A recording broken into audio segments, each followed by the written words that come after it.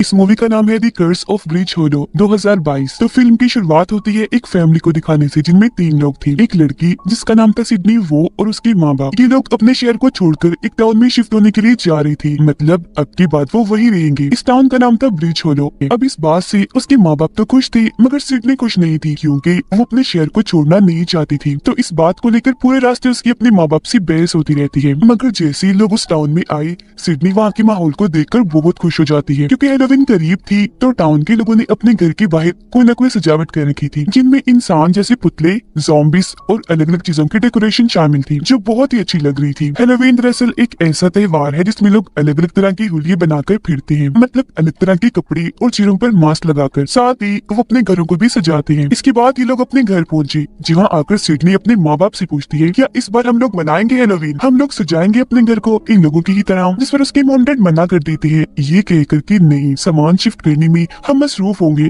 Time नहीं होगा हमारे पास। अब यहाँ असल बात ये थी कि सिडनी के डैड को हैलोवीन मनाना बिल्कुल भी पसंद नहीं था। वो ना खुद और ना ही अपने घर में किसी को भी त्योहार मनाने दिया करती थी। अब उसके डैड की मुलाकात अपने एक पड़ोसी से हुई, जो उसे कहता है, क्या तुम मेरी मदद कर दोगी हैलोवीन की सजावट में? मगर वो उसे साफ साफ मना करके अपनी फैमिली के साथ घर के अंदर आ जाती है। फिर रात को सिडनी की मॉम डैड दोनों घर में सामान लगा रहे थे। यहाँ उसके डैड पूरी फैमिली की एक तस्वीर को देखकर जज्बाती हो गई और अपनी वाइफ से कहते हैं कि सिडनी अब दिन ब दिन बदलती जा रही है, वो अब पहले जैसी नहीं रही। जो सुनकर उनकी वाइफ समझाती है, ओहो, बात दरअसल ये है कि हमारी बेटी सिडनी अब बड़ी हो रही है, तो जाहिर है इस वजह से उसके अंदर बदलाव आ रहे हैं, तो भला वो पहले जैसी कैसे रह सकती है? अब आपको भी अपनी बेटी को थोड़ा वक्त देना चाहिए, उससे हमारी तवज्जो और थोड़ी सी आजादी की जरूरत है। अब उनकी ये बात सिडनी के डैड गौर से सुनने लगती है। अगले दिन ये पूरी फैमिली इस टाउन ब्रिज होलो का चक्कर लगाने के लिए अपनी गाड़ी लेकर निकल जाती है, जहाँ सभी लोग हैलोवीन की तैयारियों में लगे हुए थे। एक जगह जब ये रुकी थी तो इनकी मुलाकात टाउन की मेयर से भी होती है, जो इन्हें एक अजीब आदमी जैक की कहानी सुनाने लगती है। वो बताती है कि बहुत सालों पहले इस टाउन ब्रिज होलो में एक जैक नाम का आदमी रहा करता था। उसकी बदतमीजी और बेकार की हरकतों से तंग आकर टाउन वालों ने उसे रस्सी से लटकाकर मार दिया। मगर जब वो हेल यानी जहन्नुम में गया तो वहाँ के शैतान को उसके लिए बहुत बुरा लगा। वो उसकी मदद करना चाहता था, इसलिए उसने हेल की आग से जैक को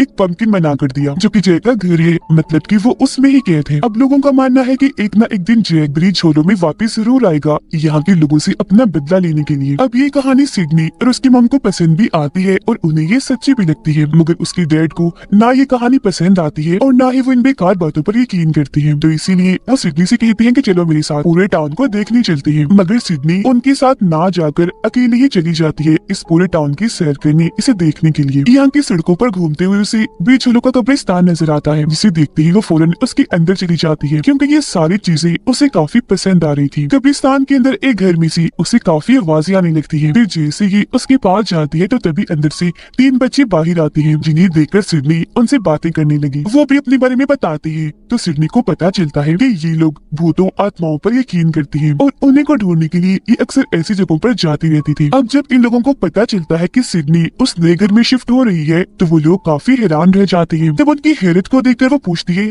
क्या हुआ तुम लोगों को, ऐसा क्या है हमारे घर में? तब वो लोग सिडनी को एक औरत के स्टैचू के पास लेकर जाते हैं और बताते हैं कि ये स्टैचू इस टाउन की सबसे पुरानी औरत का है, सबसे पहले यही इस टाउन में आई थी और ये भी भूतों आत्माओं पर यकीन रखती थी, काले जादू और जादू के तोड़ में काफी माहिर थी। इनके पास एक ऐसी ताकत थी जिसका इस्तेमाल करके ये भूतों से बातें करती थी। और हम तुम्हारे घर का नाम सुनकर इसलिए चौंके थे क्योंकि इस बुरी औरत की मौत तुम्हारे घर में ही हुई थी। तो सबका मानना है कि उनकी आत्मा अभी भी उस घर में है। ये सारी बातें सुनकर सिडनी डरती नहीं, बल्कि उसके चेहरे पर मुस्कुराहट आ जाती है क्योंकि वो इस बात से खुश हो रही थी कि चलो बोरिंग चीजों से हटकर कुछ तो नया मिलेगा घर पर। तब उसकी मुस्कुराहट पर वो बच्चे काफी हैरान हो गए। कहती है, तो ठीक है, अगर तुम्हें डर नहीं लग रहा तो तुम उस औरत की आत्मा से बात करना। उनकी ये बात सुनकर सिडनी घर आकर एक काले जादू की बोर्ड के जरिए उस बूढ़ी औरत की आत्मा से बात करने की कोशिश करती है। तब फौरन ही उसके कमरे का दरवाजा अपने आप ही खुल गया, जिसे देख वो थोड़ा सा घबरा तो गई, मगर उठती है और अपने दरवाजे से बाहर आ गई। देखती है कि स्टोर रूम का दरवाजा भी अपने आप ही खुल रहा है। वो जैसे उसके अंदर गई तो उसे वहाँ एक एल्बम मिलता है जिसमें बहुत सारी तस्वीरें थी। वो तस्वीरें देख रही थी कि तभी जोर से स्टोर रूम का दरवाजा अपने आप ही बंद हो जाता है। इससे सिडनी डर गई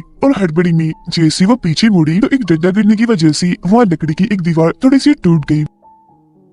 उसके अंदर जब वो झांकती है तो उसी वहाँ कोई चीज दिखी, इसीलिए वो उस पूरी लकड़ी की दीवार को तोड़ देती है। देखती है कि अंदर लकड़ी का एक बॉक्स है, वो उसे वहाँ से निकाल कर बाहर ले आती है। इस बॉक्स पर कुछ लफ्ज और नंबर्स लिखे हुए थे। जैसे वो बॉक्स को खोलती है, इसके अंदर से एक पंपकिन निकलता है, जिसे देखकर सिडनी मुस्कुराने लगती है। शायद वो जैक वाली कहानी के बारे में सोच रही थी जो मेयर ने सुनाई थी, उसे भी तो शैतान ने पंपकिन बना कर दिया था। तो इसके बाद वो आकर ये सारी बात अपने मॉम डैड को बताने लगती है, पर उसकी डैड हमेशा की तरह इन बातों को यकीन नहीं करती, उल्टा उसे ही डांट देते हैं। इस बात से गुस्सा होकर वो अपने कमरे में चली जाती है। उसके जाने के बाद सिडनी की मॉम उसके डैड को बातें सुनाने लगती है कि वो बेटी है आपकी, ऐसी बात नहीं करनी चाहिए थी आपको, बहुत गलत बात है। अगले दिन उसके डैड इस टाउन के एक स्कूल में जाकर वहाँ के प्रिंसिपल से मिलते हैं, क्योंकि वो साइंस टीचर हैं और उन्हें वहाँ जॉब मिल गई थी। स्कूल उसके डैड को काफी पसंद आया, लैब भी उन्हें काफी अच्छी लगी सिवाय स्केलेटन ढांचे के, क्योंकि जैसे वो उन पर गिरा उन्हें काफी डर लगने लगता है। अब ढांचा असली नहीं था, मगर वो बेहद ही डर गई थी। सिडनी का भी इस स्कूल में दाखिला हो जाता है, जहाँ वो उन्हें 3 बच्चों से मिलती है जो कब्रिस्तान में उससे मिली थी। सिडनी की उन तीनों से दोस्ती हो जाती है, इसलिए रात उसने जो जो किया और जो जो उसके साथ हुआ वो सब के बारे में उन तीनों को भी बता देती है। यानी उसका बूढ़ी औरत की आत्मा से बात करने की कोशिश करना, दरवाजा अपने आप ही खुलना, पंपकिन का मिलना वगैरह। अब यहाँ उनमें से लड़की सिडनी से कहती है कि आज रात हेलोवीन पार्टी होने वाली है, जिसमें टाउन के सभी लोग आएंगे, तो तुम भी आ जाओ ना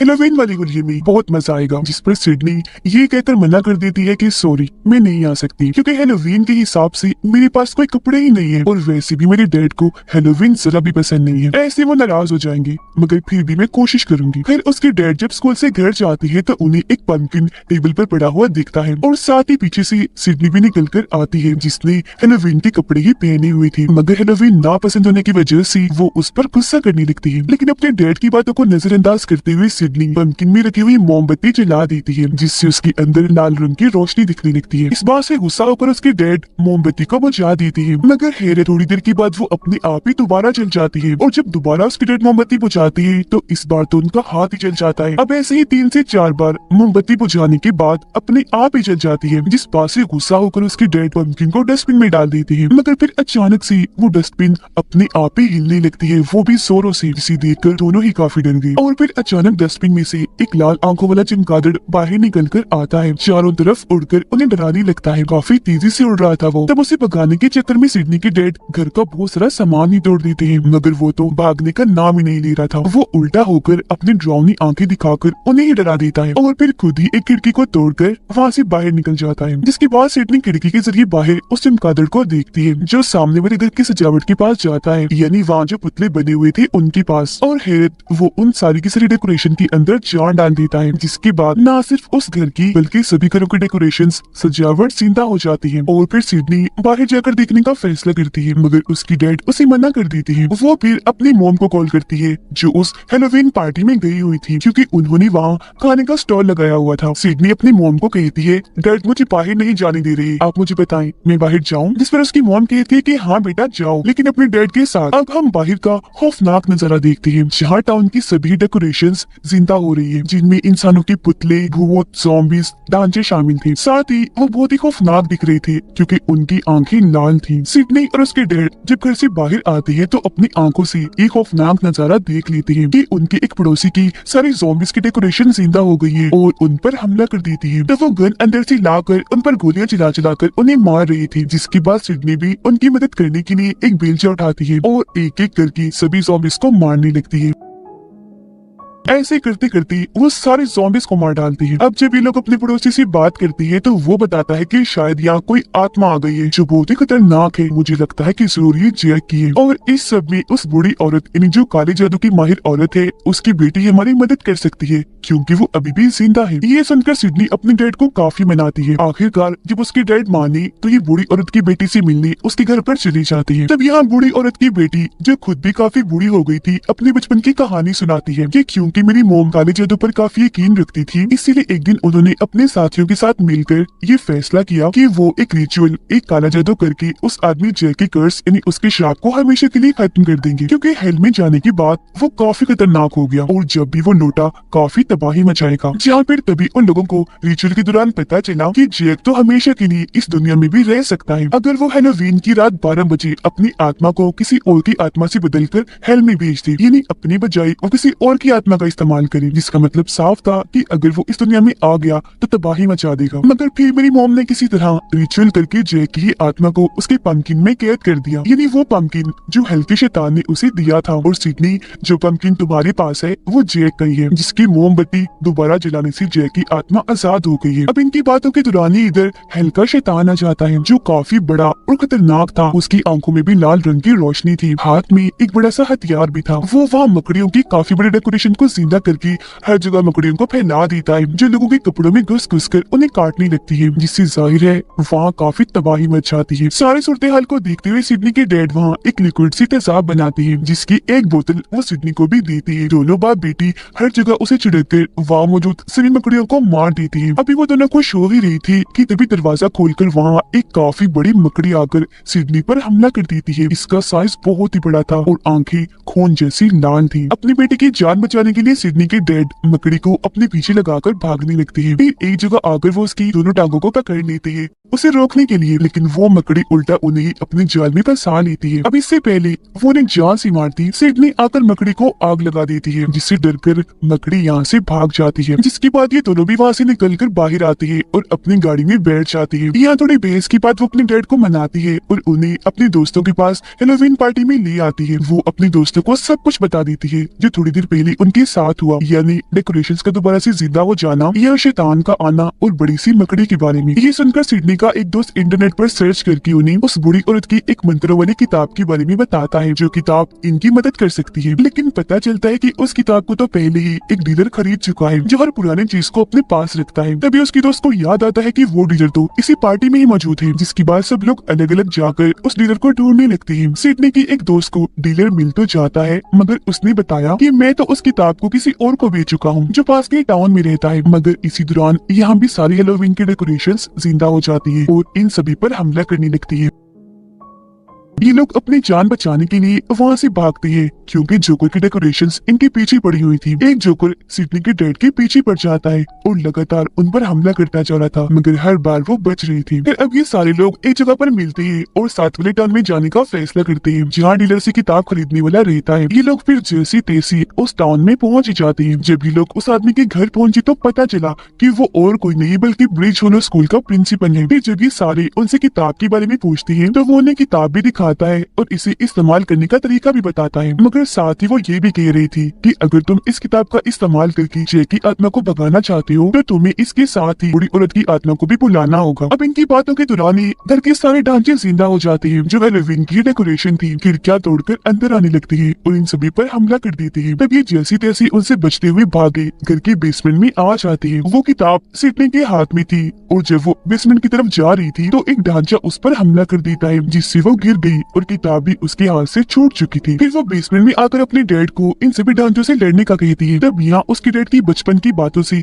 हमें पता चलता है कि उन्हें हेलोवीन क्यों नहीं पसंद और ढांचों से उन्हें डर क्यों लगता है। दरअसल हुआ यूँ था कि उसकी डैड अपने दोस्तों से एक शर्त में हार गई थी। तब उनके दोस्तों ने उन्हें एक खाली पड़े खंडर घर में जाने का कहा जाता था कि वो घर भूतिया है। अब क्योंकि शर्त में मैं हार गया था तो उस घर में जाना ही पड़ा, मगर मेरा पैर लकड़ी की फर्श में फंस गया। अपना पैर निकालने के चक्कर में मुझे वो पूरा फर्श ही तोड़ना पड़ा। लेकिन फिर अचानक मैं उसके अंदर गिरने लगा। गिरते गिरते उस भूतिया घर के बेसमेंट में चला गया। वहाँ जाते ही मैं बेहोश हो गया और जब मेरी आँख खुली तो आसपास बहुत सारे ढांचे थे। बस तभी से मेरे दिल में ढांचों को लेकर एक अलग ही डर बैठ गया और यही वजह है कि मैं हेलोवीन से इतनी नफरत करता हूँ, कभी इसे नहीं मनाता। अपने डैड की ये बातें सुनकर सिडनी उन्हें हौसला देती है कि डैड आप बुज़दिल नहीं है, बहुत बहादुर है, कुछ भी कर सकती है, किसी का भी मुकाबला कर सकती है, किसी से भी लड़ सकती है। उसकी बातें सुनकर उसके डैड को काफी हौसला मिला, इसीलिए वो वहाँ पड़ी एक ब्लेड मशीन को उठा लेती है और बड़ी हिम्मत दिखाते हुए सभी ढांचों को काट काट कर मारती जा रही थी। जो भी उनके रास्ते में आ रहा था वो उसका सफाया कर रही थी। अपने डैड की ऐसी बहादुरी देखकर सिडनी को उन पर काफी गर्व होता है और वो उन्हें बड़ी खुशी से देख रही थी। उसके डैड भी